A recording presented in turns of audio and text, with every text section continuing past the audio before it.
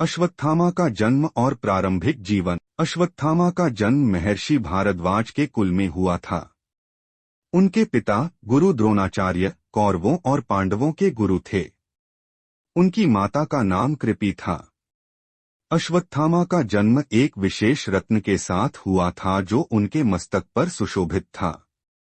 यह रत्न उन्हें अमोघ शक्ति प्रदान करता था और उनके शरीर को अजेय बनाता था। बाल्यावस्था में अश्वत्थामा को अनेक शास्त्रों और अस्त्र शस्त्रों का ज्ञान मिला।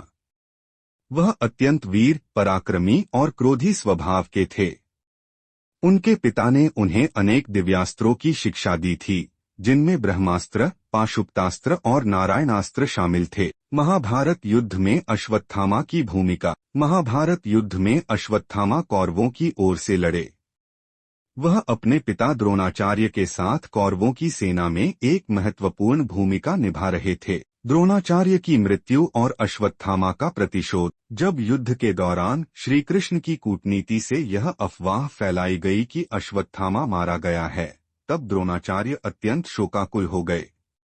इसी अवस्था में धृष्टद्युम्न ने उनका वध कर दिया। अपने पिता की मृत्यु से क्रोधित होकर अश्वत्थामा ने कौरवों के अंतिम सेनापति के रूप में युद्ध जारी रखा। उन्होंने कौरवों की पराजय के बाद पांडवों के शिविर पर आक्रमण करने का निर्णय लिया। पांडवों के पुत्रों का वध। अश्वत्थामा ने कौरवों की हार का प्रतिशोध लेने के लिए पांडवों के शिविर में घुसकर रात्रि में सोते हुए द्रौपदी के 5 पुत्रों का वध कर दिया। उन्होंने इसे पांडवों की संतान समझकर किया, लेकिन जब उन्हें सत्य का ज्ञान हुआ तो पांडवों और विशेष रूप से द्रौपदी ने इसे कृष्ण का श्राप। जब अर्जुन को अपने पुत्र अभिमन्यु की हत्या का प्रतिशोध लेने का अवसर मिला तो उन्होंने अश्वत्थामा से युद्ध किया। इस युद्ध में अश्वत्थामा ने ब्रह्मास्त्र चलाया, लेकिन अर्जुन ने भी ब्रह्मास्त्र का प्रयोग किया। भगवान व्यास ने दोनों को अपने अपने ब्रह्मास्त्र वापस लेने को कहा। अर्जुन ने अपना ब्रह्मास्त्र वापस ले लिया, लेकिन अश्वत्थामा को इसे वापस लेने का ज्ञान नहीं था। इसलिए उसने अपने ब्रह्मास्त्र को उत्तरा के गर्भ में पल रहे अभिमन्यु के पुत्र परीक्षित की ओर मोड़ दिया। भगवान श्रीकृष्ण ने अपने दिव्य शक्ति से परीक्षित को बचा लिया और अश्वत्थामा को श्राप दिया कि वह हजारों वर्षों तक पृथ्वी पर भटकता रहेगा, गंभीर घावों के साथ बिना मृत्यु के कष्ट भोगता रहेगा। श्रीकृष्ण ने उसका मस्तक रत्न भी निकाल लिया, जिससे वह अत्यंत कष्टदायक जीवन जीने के लिए मजबूर हो गया। अश्वत्थामा की अमरता और आधुनिक कथाएं। अश्वत्थामा को अमरत्व का श्राप मिला था और कई किंवदंतियों के अनुसार वह आज भी इस पृथ्वी पर भटक रहे हैं।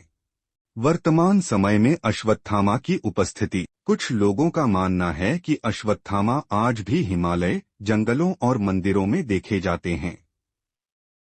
कई संतों और साधुओं ने यह दावा किया है कि उन्होंने एक विचित्र व्यक्तित्व वाले व्यक्ति को देखा है जो खुद को अश्वत्थामा बताता है। कुछ स्थानों जैसे उज्जैन के महाकालेश्वर मंदिर और गुजरात के गिरनार पर्वत पर ऐसी कथाएं प्रचलित हैं कि वहां अश्वत्थामा आज भी प्रकट होते हैं।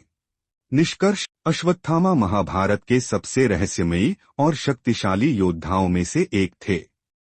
उनकी वीरता, ज्ञान और तपस्या अद्वितीय थी, लेकिन उनकी क्रोधवश की गई गलतियों ने उन्हें एक भयावह श्राप का भागी बना दिया।